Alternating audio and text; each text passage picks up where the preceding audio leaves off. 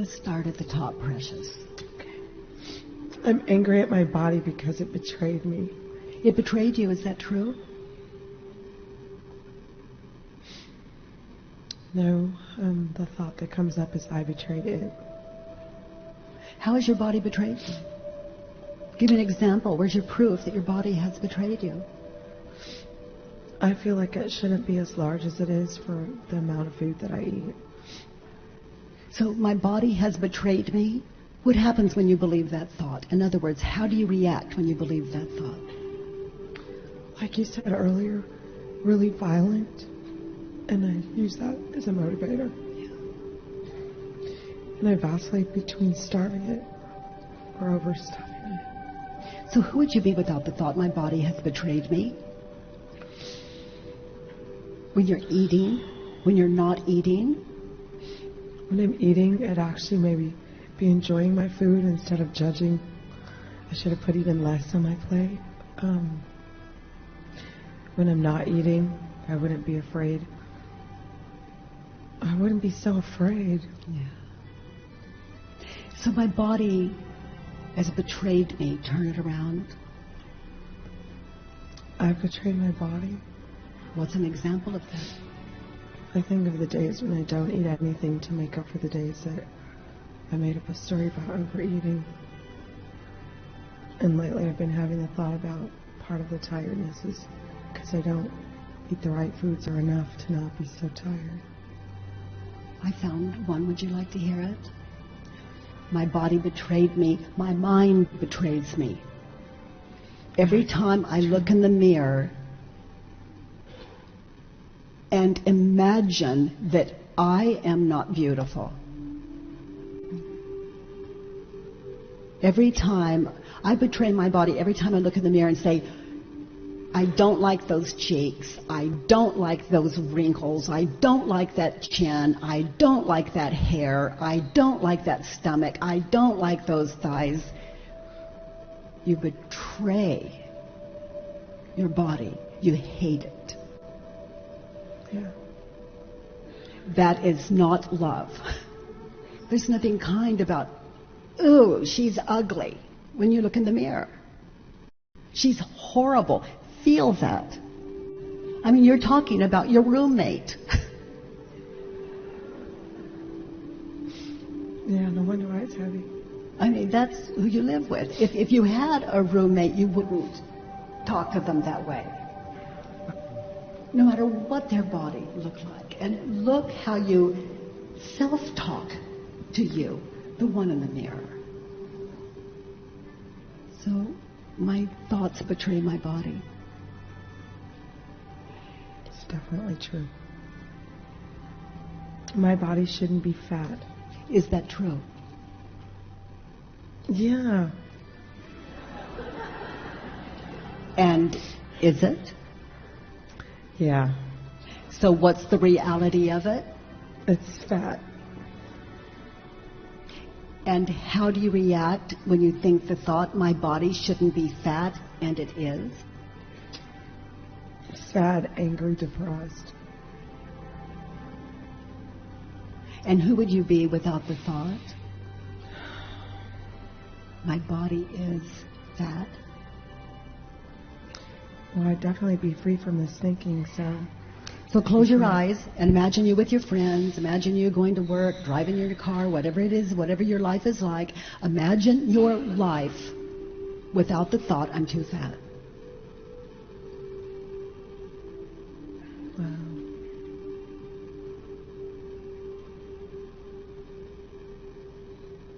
It's beautiful. Wow. I saw lots of laughter and connection. It's beautiful. I was present and I was able to really engage with people. You got to see you the way we see you.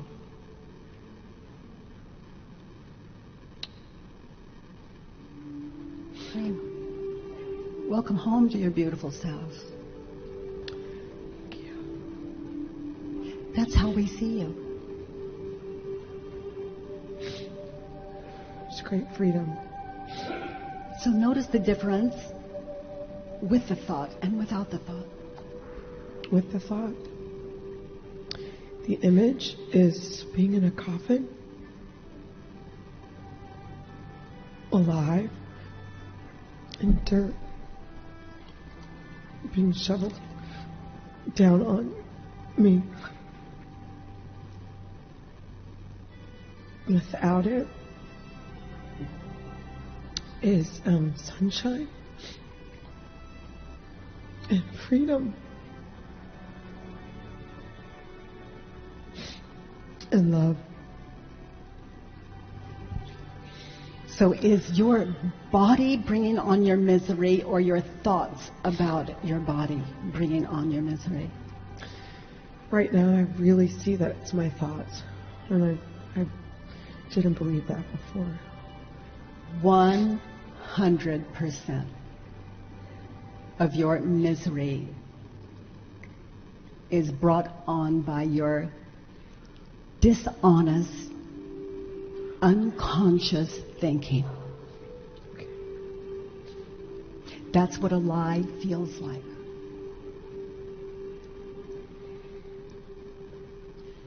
Yeah. I'm too fat. Turn it around. Can you find another turnaround? My thinking is definitely too fat. Yeah, feel how heavy it makes you. If you're 100 pounds and you think you're too fat, you imagine yourself at 120, 150, 200. It's not about the body, it's about imagination. Yeah. Imagination allowed to run wild because it doesn't have the question, is it true, to stop it. So that it can reconsider. So that it can bring itself to sanity. And sanity is a word I equate with love. Mm-hmm. With intelligence and maturity. An immature mind is a mind that hates itself. Mm. Can you find another turnaround? I'm too fat. I'm not too fat. Now give me an example of how that could be true. I'm not too fat for the clothes that I have. That's one. Your clothes fit you perfectly. Yeah. Okay? The other one that comes to mind, you know how sometimes you sit in those seats, and if you're large, you might have to kind of sit in two. I'm not that size. So you're not too fat to sit in seats? Yeah. I can fit on my son's twin bed. Mm-hmm. Yeah, you're not too fat. I'm hearing to live your life comfortably. Yeah, exactly. I'm not too fat to live my life comfortably. Yeah. And this is one that I found very, very important when I did this work. I'm not too fat to be me. I am too fat to be her. Yeah. I'm not fat enough to be him. But I am just right to be me. And in a perfect universe, someone has got to be you. He couldn't do it. He couldn't survive your path. She couldn't do it. She couldn't live through what you've lived through. There's only one person that can be you, and that's you. Perfectly you. You could be thin tomorrow. Who knows? But right now, in this moment, it is what it is. And no prayer, no begging, no pleading, no crying, no tantrum will change that. Yeah. In this moment. But who knows the future? And I like to say the future is none of my business. Wow. Can I be happy from right here, right now? I'm not too tall to be me. I'm not too short to be me. I weigh the perfect amount. Wow. I'm the perfect age. I've got the perfect hair. I have the perfect clothes right now in this moment. I am the perfect everything to be me. I like that. What else can you be? It's like there are two ways to weigh what you do. One is happy, healthy, and the other is miserable and depressed. And we saw very clearly in how do I react when I believe the thought and who would I be without it. We saw very clearly the difference and the cause of suffering. And it's not the body. It absolutely was not the body. It was your thinking. So, are you too fat?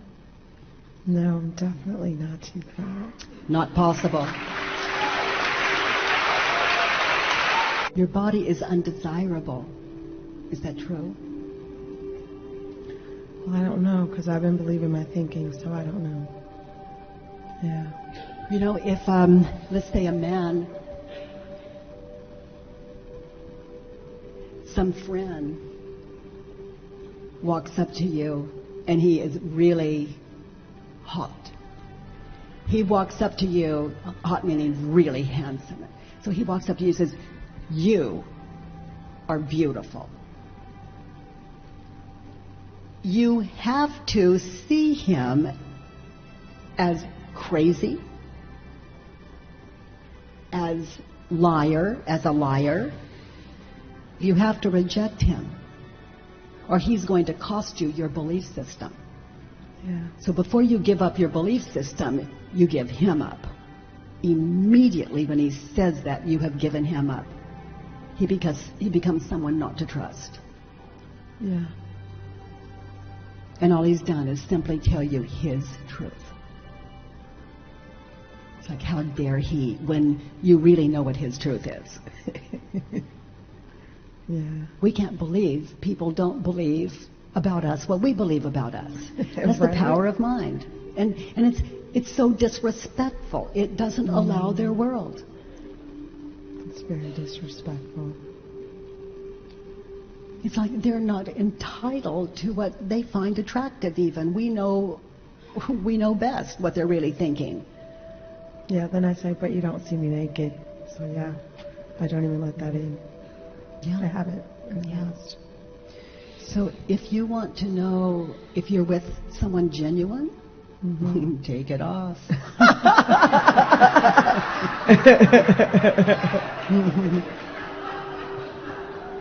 Okay.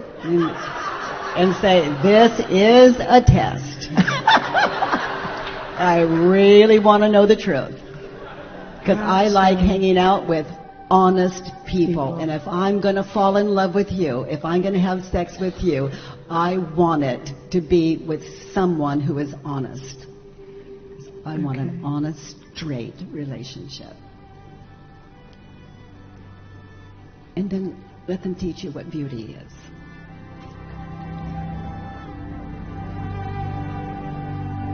Exciting, isn't it? Very.